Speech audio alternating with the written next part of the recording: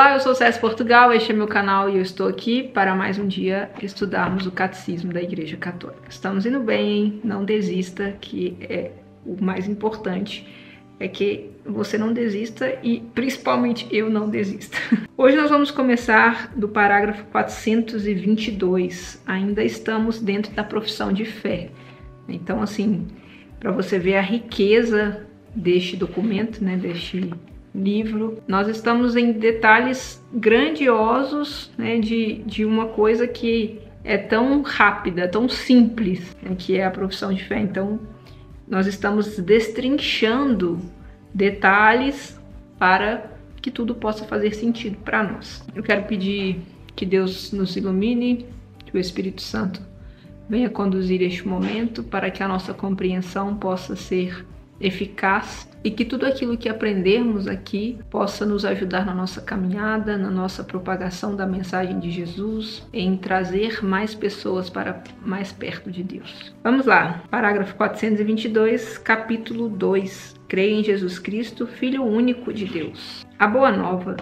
Deus enviou seu Filho. Quando se completou o tempo previsto, Deus enviou seu Filho, nascido de mulher, nascido sujeito à lei, para resgatar os que eram sujeitos à lei, e todos recebermos a dignidade de filhos. Este é o Evangelho de Jesus Cristo, Filho de Deus. Deus visitou seu povo, cumpriu as promessas feitas a Abraão e a sua descendência. Fê-lo para além de toda expectativa, enviou seu Filho bem-amado. Cremos e confessamos que Jesus de Nazaré, nascido judeu de uma família de Israel em Belém, no tempo do rei Herodes Magno e do imperador César Augusto, carpinteiro de profissão, morto e crucificado em Jerusalém sob o procurador Pôncio Pilatos, durante o reinado do imperador Tibério, é o Filho eterno de Deus feito homem, vindo de Deus, descido do céu, veio na carne, pois a palavra se fez carne e veio morar entre nós. Nós vimos a sua glória, glória que recebe do Pai como Filho único, cheio de graça e de verdade. De sua plenitude, todos nós recebemos graça por graça. Movidos pela graça do Espírito Santo e atraídos pelo Pai, cremos e confessamos acerca de Jesus. Tu és o Cristo,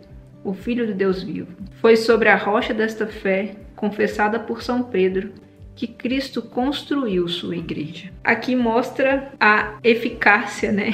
A intenção, a reta intenção de Deus ter enviado o Filho amado, Jesus Cristo. Anunciar a insondável riqueza de Cristo. A transmissão da fé cristã é primeiro o anúncio de Jesus Cristo, a fim de conduzir até a fé nele. Desde o começo, os primeiros discípulos ardiam de desejo de anunciar Cristo. Quanto a nós, não podemos deixar de falar sobre o que vimos e ouvimos. Eles convidam os homens de todos os tempos a entrarem na alegria de sua comunhão com Cristo. Aqui, só antes de eu ler essa citação aqui, essa verdade diz muito de nós que temos esse verdadeiro encontro com Cristo. A gente quer falar para as outras pessoas de Cristo, a gente quer anunciar. E não esse anúncio de uma maneira de subir num palanque, de subir num palco, de ligar uma câmera e falar somente nestas condições.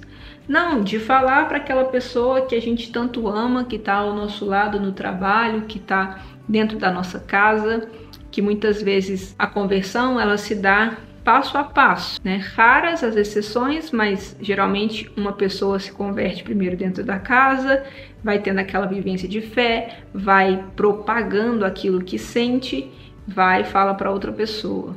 E assim vai. Claro que podem existir casos que, sei lá, um casal e os filhos tiveram esse encontro com Deus ao mesmo tempo. Mas de um modo geral, é cada um de uma vez.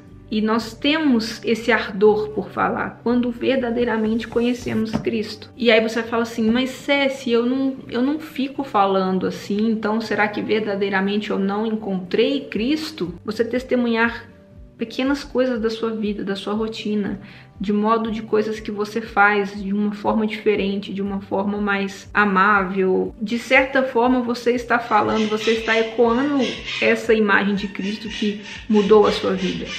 Às vezes a mudança do seu comportamento reflete esse amor de Cristo na pessoa que está do seu lado. Porque ela vai falar assim, nossa, mas fulano mudou tanto depois que ela teve essa mudança aí de falar, né, de essa conversão, esse encontro com Jesus que ela falou, e nesses pequenos detalhes nós vamos então cativando outras pessoas também. O que ouvimos, o que vimos com os nossos olhos, o que contemplamos e o que as nossas mãos alcoparam da palavra da vida. Vida é esta que se manifestou, que nós vimos e testemunhamos. Vida eterna que a vós anunciamos, que estava junto do Pai e que se tornou visível para nós. Isso que vimos e ouvimos, nós vos anunciamos, para que estejais em comunhão conosco. E a nossa comunhão é com o Pai e com seu Filho, Jesus Cristo. Nós vos escrevemos estas coisas para que a nossa alegria seja completa. Cristo é o centro da catequese. No centro da catequese encontramos essencialmente uma pessoa, Jesus de Nazaré, Filho único do Pai, que sofreu e morreu por nós, e agora ressuscitado, vive conosco para sempre. Catequizar é, portanto, desvendar na pessoa de Cristo todo o desígnio eterno de Deus que nela se realiza. É procurar compreender o significado dos gestos e das palavras de Cristo e dos sinais realizados por ele. A finalidade da catequese é levar a comunhão com Jesus Cristo. Só ele pode conduzir o amor do Pai no Espírito e pode nos fazer participar da vida da Santíssima Trindade. Na catequese, é Cristo, Verbo encarnado e Filho de Deus, que é ensinado. Todo o resto está em relação com ele. Isso faz total sentido, né? Nós aprendemos a essência de quem é Cristo e o resto vem em consequência, que é basicamente o que a gente está fazendo aqui também, né? A gente tem que entender quem é Ele para lá mais para frente, né? Eu não sei quanto mais para frente, mas mais para frente nós vamos entrar em coisas mais técnicas, talvez do que pode, o que não pode, o porquê e para quê. Só que para isso acontecer a gente tem que entender quem é Cristo. Somente Cristo ensina. Todo outro que ensine o faz na medida em que é seu porta-voz, permitindo a Cristo ensinar por sua boca. Todo catequista deveria poder aplicar a si mesmo a misteriosa palavra de Jesus. O meu ensinamento não vem de mim mesmo, mas daquele que me enviou. E quando eu digo, né, a vocês, eu estou lendo aqui junto com vocês. Eu estou aprendendo, aprofundando junto com você que assiste aí comigo. E muitas vezes aquilo que eu falo não é de mim mesma, né? É de toda essa vivência de fé que eu tenho, dessa proximidade com Cristo, que eu busco cada vez mais propagar e me assemelhar a Ele, né? Que não é fácil. Aquele que é chamado a ensinar o Cristo deve, portanto, procurar primeiro o bem supremo, que é o conhecimento do Cristo Jesus. É preciso aceitar perder tudo, como expressa São Paulo, a fim de ganhar a Cristo e ser encontrado unido a Ele. É assim que eu conheço Cristo, a força da sua ressurreição e a comunhão com seus sofrimentos, tornando-me semelhante a Ele na sua morte, para ver se chego até a ressurreição dentre os mortos. Deste conhecimento amoroso de Cristo jorra o desejo de anunciá-lo, de evangelizar e de levar outros ao sim da fé em Jesus Cristo. Ao mesmo tempo, contudo, a necessidade de conhecer cada vez melhor esta fé se faz sentir. Com esta finalidade, seguindo a ordem do símbolo da fé, serão inicialmente apresentados os principais títulos de Jesus: Cristo, o Filho de Deus, o Senhor. A seguir, o símbolo confessa os principais mistérios da vida de Cristo: os de sua encarnação, os de sua Páscoa e os de sua glorificação. E agora aqui, conforme foi dito desses títulos de Jesus, nós vamos ver esses títulos. Artigo 2. E em Jesus Cristo, seu Filho único, nosso Senhor. Ponto número 1. Jesus. Jesus significa em hebraico Deus salva. No momento da anunciação, o anjo Gabriel lhe atribui como nome próprio o nome de Jesus, que exprime ao mesmo tempo sua identidade e sua missão. Uma vez que só Deus pode perdoar os pecados, é Ele que, em Jesus, seu Filho eterno, feito homem, vai salvar o seu povo dos seus pecados. Em Jesus, portanto, Deus recapitula toda a história de salvação em favor dos homens. Na história da salvação, Deus não se contentou em libertar Israel da casa da escravidão, fazendo-o sair do Egito. Salva-o também do seu pecado. Por ser o pecado sempre uma ofensa feita a Deus, só Ele pode perdoá-lo. Por isso, Israel, tomando consciência cada vez mais clara da universalidade do pecado, não poderá mais procurar a salvação, a não ser na invocação do nome do Deus Redentor. O nome de Jesus significa que o próprio nome de Deus está presente na pessoa de seu Filho, feito homem para a redenção universal e definitiva dos pecados. É o único nome divino que traz a salvação, e a partir de então pode ser invocado por todos, pois se uniu a todos os homens pela encarnação, de modo que não existe debaixo do céu outro nome dado à humanidade pelo qual devemos ser salvos. Então, no próprio nome de Jesus já vem a função dele, né? A salvação. O nome de Deus Salvador era invocado uma só vez por ano pelo sumo sacerdote para a expiação dos pecados de Israel, depois de ele aspergir o propiciatório dos santos com o sangue do sacrifício. O propiciatório era o lugar da presença de Deus. Quando São Paulo diz de Jesus que Deus destinou a ser, por seu próprio sangue, instrumento de expiação mediante a fé, quer afirmar que na humanidade deste último foi o próprio Deus que em Cristo reconciliou o mundo consigo. A ressurreição de Jesus glorifica o nome do Deus Salvador, pois a partir de então é o nome de Jesus que manifesta em plenitude o poder supremo do nome que está acima de todo nome. Os espíritos maus temem seu nome. É em nome dele que os discípulos de Jesus operam milagres, pois tudo aquilo que pedem ao Pai em seu nome, o Pai lhes concede. O nome de Jesus está no cerne da oração cristã. Todas as orações litúrgicas são concluídas pela fórmula Per Dominum Nostrum Iesum Christum, por nosso Senhor Jesus Cristo. E na Santa Missa você vai observar essa frase, né, por diversos momentos. E então mostra, né, que ele é o centro, a base de toda a oração cristã. A Ave Maria culmina com estas palavras: e bendito é o fruto do vosso ventre, Jesus. A oração oriental do coração, denominada Oração a Jesus, diz: Jesus Cristo, Filho de Deus, Senhor, tem piedade de mim, pecador. Numerosos cristãos, como Santa Joana d'Arc, morrem tendo nos lábios apenas o nome de Jesus. Número 2, Cristo. Cristo vem da tradução grega do termo hebraico Messias, que quer dizer ungido. Só se torna o nome próprio de Jesus porque este leva à perfeição, a missão divina que significa. Com efeito, em Israel eram ungidos, em nome de Deus, os que lhes eram consagrados para uma missão vinda dele. Era o caso dos reis, dos sacerdotes e, em raras ocasiões, dos profetas. Esse deveria ser, por excelência, o caso do Messias, que Deus enviaria para instaurar definitivamente seu reino. O Messias deveria ser ungido pelo Espírito do Senhor, ao mesmo tempo como rei e sacerdote, mas também como profeta. Jesus realizou a esperança messiânica de Israel em sua tríplice função de sacerdote, profeta e rei. O anjo anunciou aos pastores o nascimento de Jesus como do Messias prometido a Israel. Hoje, na cidade de Davi, nasceu para vós o Salvador, que é o Cristo Senhor. Desde o início, ele é aquele que o Pai consagrou e enviou ao mundo, concebido como santo no seio virginal de Maria. José foi chamado por Deus a receber Maria, sua esposa, grávida daquele que nela foi gerado pelo Espírito Santo, a fim de que Jesus, chamado Cristo, nascesse da esposa de José, a descendência messiânica de Davi. A consagração messiânica de Jesus manifesta sua missão divina. É, aliás, o que indica seu próprio nome, pois no nome de Cristo está subentendido aquele que ungiu, aquele que foi ungido e a própria unção com que ele foi ungido. Aquele que ungiu é o Pai, aquele que foi ungido é o Filho, e o foi no Espírito, que é a unção. Sua consagração messiânica eterna revelou-se no tempo de sua vida terrestre. Por ocasião de seu batismo por João, quando foi ungido por Deus com o Espírito Santo e com poder, para que ele fosse manifestado a Israel como seu Messias. Por obras e palavras será conhecido como o Santo de Deus. Numerosos judeus e até certos pagãos, os que compartilhavam a esperança deles, reconheceram em Jesus os traços fundamentais do Filho de Davi, messiânico, prometido por Deus a Israel. Jesus aceitou o título de Messias, ao qual tinha direito, mas com reserva, pois este era entendido por alguns dos seus contemporâneos segundo uma concepção demasiadamente humana, essencialmente política. Jesus acolheu a profissão de fé de Pedro, que o reconhecia como Messias, anunciando a paixão iminente do Filho do Homem.